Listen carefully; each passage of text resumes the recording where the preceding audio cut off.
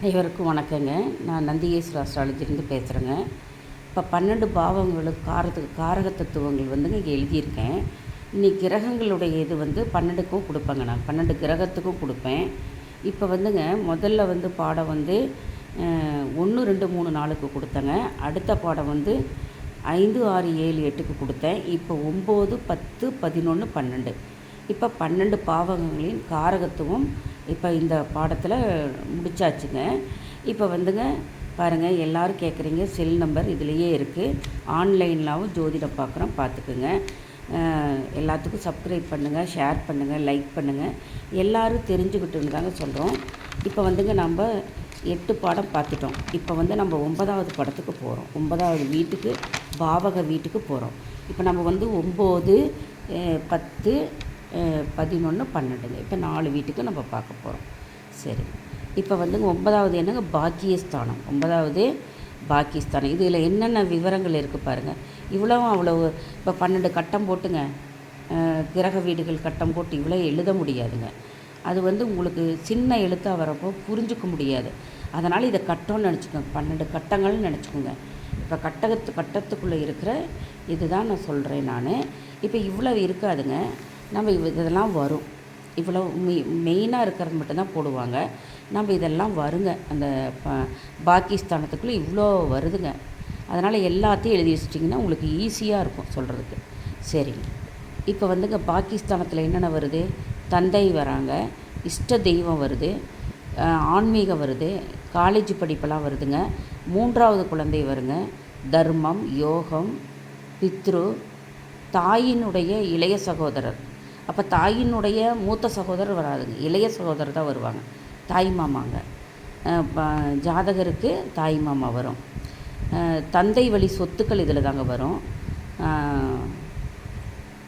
ஆசான், குருங்க, முதலாளி, குரு பக்தி, உயர்கல்வி, அதிர்ஷ்டம், உள்ளுணர்வு, ஆவி உலக தொடர்பு, அமானுஷ்யம், பில்லி சூனியமெல்லாம் வருமில்ல அது, தானம், தர்மம், ஆன்மீகம், முற்பிறவியில் செய்த பாவ புண்ணியங்கள்லாம் இதில் தாங்க வரும். வேதம், சடங்கு, உபாசனைகள், மாடாலயம், தர்மஸ்தாபனம், தியாகம், அறம், ஞானம், தீட்சை, கண்ணியம், நீதி, நியாயம், நேர்மை, கருணை, விசுவாசம், நம்பிக்கை, அந்தஸ்து, நீண்ட தூர பயணம், ஏற்றுமதி, இறக்குமதி, தீர்த்த யாத்திரை, கோவில், சர்ச்சு, மசூதி, ஆராய்ச்சி, லாட்ரி, பங்கு சந்தை, உயர்கல்வி, செல்போன், நீதித்துறை, சட்டம், ஒழுங்கு, தொடைப்பகுதி, தம்பியின் மனைவி, மனைவியின் தங்கை, இவ்வளோ வருதுங்க இந்த பாக்கியஸ்தானத்தில். இவ்வளோ விஷயங்கள் அந்த 9ஆம் இடத்துல இருக்குதுங்க. நாம் சொல்லுவோம் பாக்கியஸ்தானம் அப்படின்ட்டு மட்டும் போயிடுவோங்க. தந்தை ஸ்தானம், பாக்கியஸ்தானம், இவ்வளோ விஷயங்கள் இருக்குதுங்க. இதில் இருக்கிறதாங்க நடக்கும். எல்லா விஷயங்களுமே ஒருத்தருக்கு நடக்குது, ஒருத்தருக்கு நடக்கலை. இது எல்லா விஷயங்களும் இருந்தால் தாங்க நடக்கும். இது கிரகங்கள் வந்து இதோட மிங்கிள் ஆகணுங்க. இந்த வீட்டு பாவகத்தில் நிற்கிறது, பார்வை, இதெல்லாமே வருங்க. இதை தெரிஞ்சால் தான் நீங்கள் சொல்ல முடியும். அதனால் எழுதி வச்சுக்கோங்க. ஜீவனஸ்தானம் 10ஆம் இடம்ங்க, தொழில் ஸ்தானமும் சொல்லலாம். 10ஆம் இடம் ஜீவனம்னா தொழிலுங்க. அதை எழுதாங்க, மிஸ் பண்ணிட்டேன், சாரிங்க. தொழில் வருங்க, அது கீழே எழுதியிருக்கேன். டாப்பிக்கே தொழில்னு எழுதிக்கிங்க. தொழில் இது வந்துங்க லாபஸ்தானம்னு எழுதியிருக்கேன். சரிங்க, தொழில் தான் மெயின். இப்போ 10ஆம் இடம் ஜீவனஸ்தானம். ஜீவனம்னா என்னங்க, நம்மளுக்கு தொழில் செஞ்சால் தான் ஜீவனம் நடத்துறதுக்கு பணம் வரும். அதனால் இது வந்து நம்ம தொழில் ஸ்தானம்னு சொல்லுவோம். சரிங்க, தொழில், தந்தையின் சேமிப்பு, அரசு வேலைக்கு போகிறதுங்க. இதில் எல்லாம் நல்ல கிரகங்கள் பார்க்கணும். 10ல் செவ்வாய், சூரியன் இருந்துன்னா திக்பலம் வருங்க.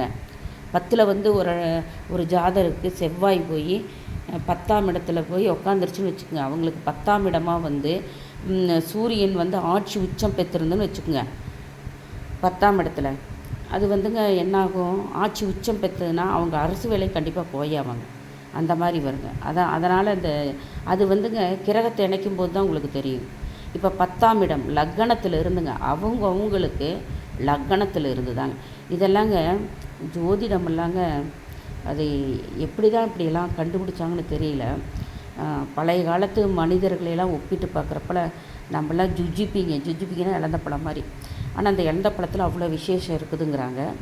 ஆனால் யாரும் வந்துங்க இவ்வளவு ஒரு துல்லியமாக கணக்கிட்டு இப்போல்லாம் யாருமே இல்லைங்க, பிறக்கவே முடியாதுங்க. அவ்வளோ விஷயங்கள் தெரிஞ்சு வச்சுருக்காங்க. அதனால தாங்க மூதாதையர்களை போற்றுவோம், தாய் தந்தையர்களை போற்றுவோம். நம்மளாங்க தாத்தா பாட்டிக்கிட்ட பேசுகிறோங்களா? யாராவது சொல்லுங்கள். தாத்தா பாட்டிக்கிட்ட குழந்தைகளை பேச விட்டு பாருங்கள். நம்ம பேர குழந்தைகளை பேத்திகளை எல்லாங்க பேச விடுங்க. தாத்தா பாட்டிக்கிட்ட கொடுத்தா அவங்கக்கிட்ட இருக்கிற கருத்துக்கள் நீங்கள் கற்றுக்கலைன்னா பரவாயில்ல. நீங்கள் படிச்சுட்டு வேலைக்கு போயிட்டு உங்களுக்கு டைம் இருக்காது அம்மா அப்பாட்ட ஸ்பெண்ட் பண்ண. பேர குழந்தைகளை விடுங்க.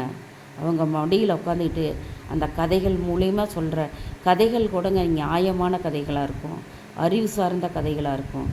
அதனால் இங்கே பேர குழந்தைகளையெல்லாங்க பேத்திகளையெல்லாம் நீங்கள் எங்கே தான் படிக்க வைங்க.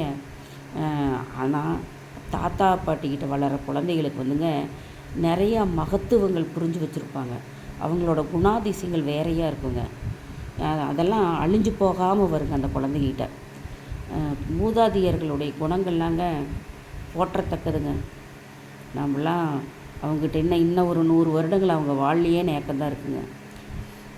சரிங்க, இடையில வந்துட்டேன். இந்த மாதிரி பதவி, பட்டம், கர்மா, ஜீவனம், வியாபாரம், விளம்பரம், தொழில், உத்தியோகம், புகழ், ஆட்சி, அதிகாரம், கற்பித்தல், மருத்துவம், செல்வம், சேமிப்பு, கௌரவம், கோபம், மானம், வெற்றி, சாதனை, ஆடைகள், மெய்யறிவு, தியானம், மலை, சாலை, கர்ம வினைகள் அனுபவித்தல், பிதுர்கர்மா செய்யும் திறன், சிரார்த்தம், தாயத்து, அனைத்து மூட்டுகள், முழங்கால், எப்பொழுதும் இயங்கும் உடல் உறுப்புக்கள், மாமியாரோட இதில் தான் வராங்க. சுக்கிரன்னா மாமியாரும் வருவாங்க, மனைவியும் வருவாங்க. மாமியாரும் வருவாங்க சுக்கிரன்னா. பெண்கள்லாம் வருவாங்க சுக்கிரன்னா.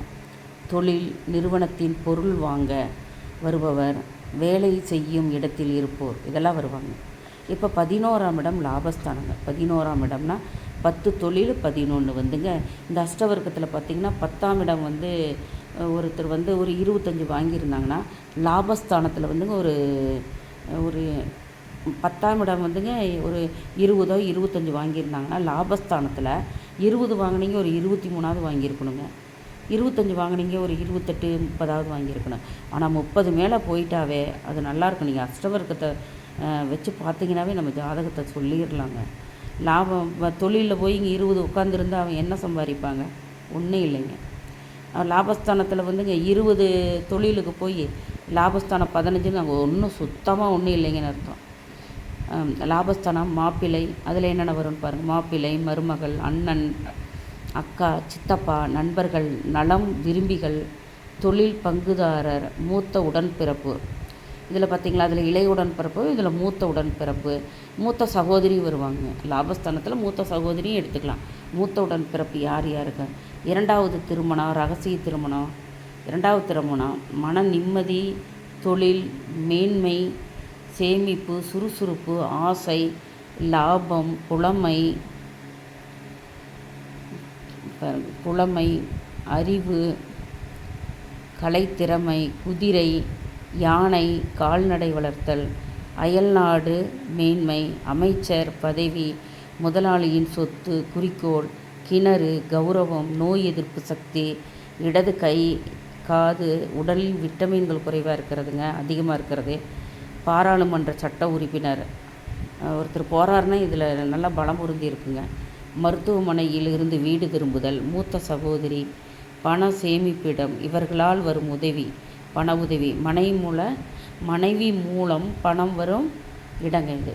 மனைவி மூலமாக இதில் நிறைய இருக்குது பாருங்கள், லாபஸ்தானத்துலேயும் தொழில் ஸ்தானத்துலேயும். அடுத்ததுங்க 12ஆம் இடம். 12ஆம் இடத்துல அயனசயன இதுங்க 12ஆம் வீடு அயனசயன போக விரயஸ்தானங்க. அயனசயன போக விரயஸ்தானம்.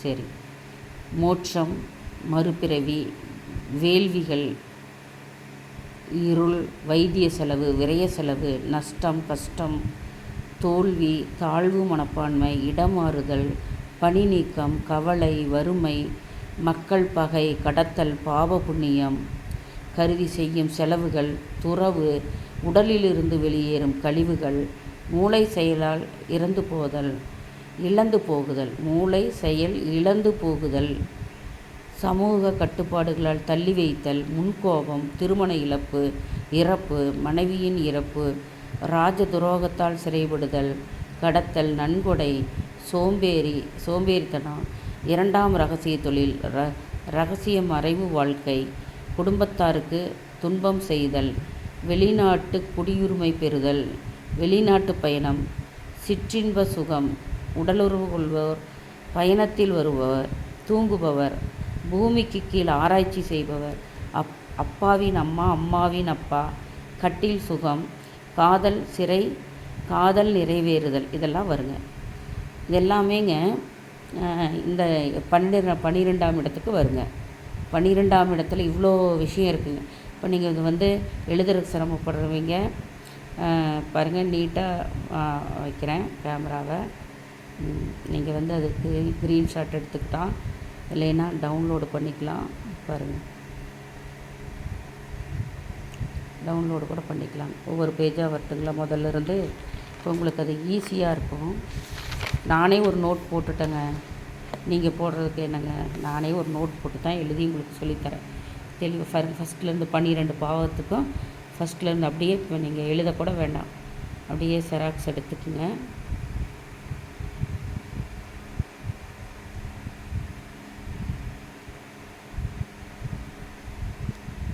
ஒவ்வொரு பாவத்துக்குங்க நீங்கள் எடுத்துக்கோங்க. ஏன்னா ஒருத்தருக்கு எழுத டைம் இருக்காதுங்க, அவங்க சூழல். இப்போ நீங்கள் இதை எடுத்துக்கலாம், அப்படியே செராக்ஸில் எடுத்துக்கலாம்.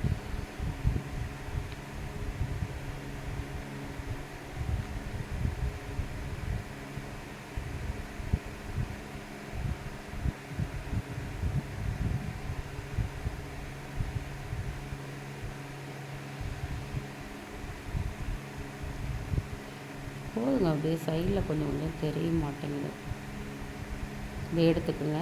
செராக்ஸ் போட்டு கூட நீங்கள் வச்சுக்கலாம். இதை வந்து செராக்ஸ் போட்டு வச்சுக்கிட்டிங்கன்னா அப்படியே புக்காக போட்டுக்கலாம். நான் சொல்கிறதெல்லாம் அப்படியே பிரிண்ட் அவுட் எடுத்து கூட நீங்கள் புக்காக மாற்றிக்கலாம்.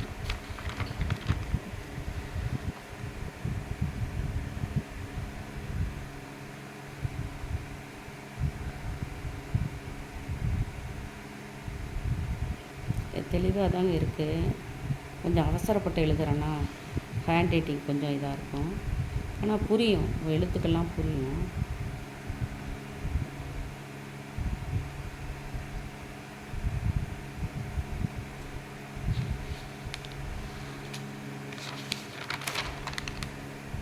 பன்னெண்டு வீடுகளுக்கு எழுதியிருக்குங்க.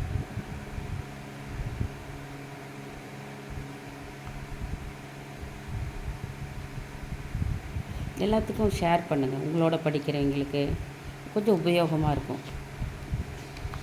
எல்லோரும் தெரிஞ்சுக்கிட்டுங்களே.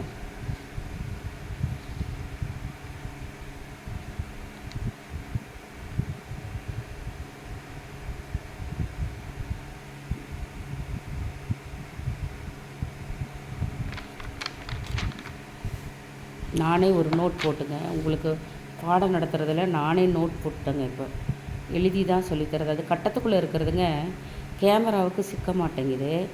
அப்புறமேலுங்க எழுத்து ரொம்ப சின்னதாக இருக்குது, ஒருத்தர் கஷ்டப்படுவாங்க. அதனால் பாருங்கள்,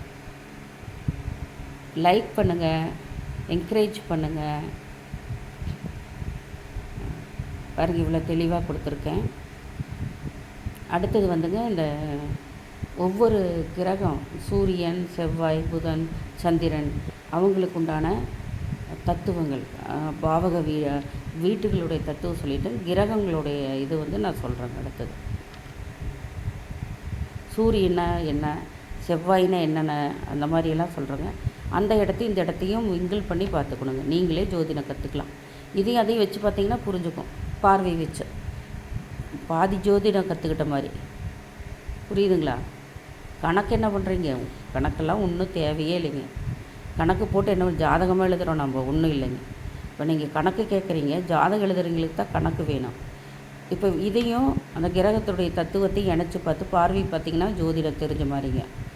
அது அப்படியும் முழுசும் சொல்ல முடியாதுங்க. அது வேற நிறையா இருக்குது. போக போக தெரிஞ்சுக்குவீங்க.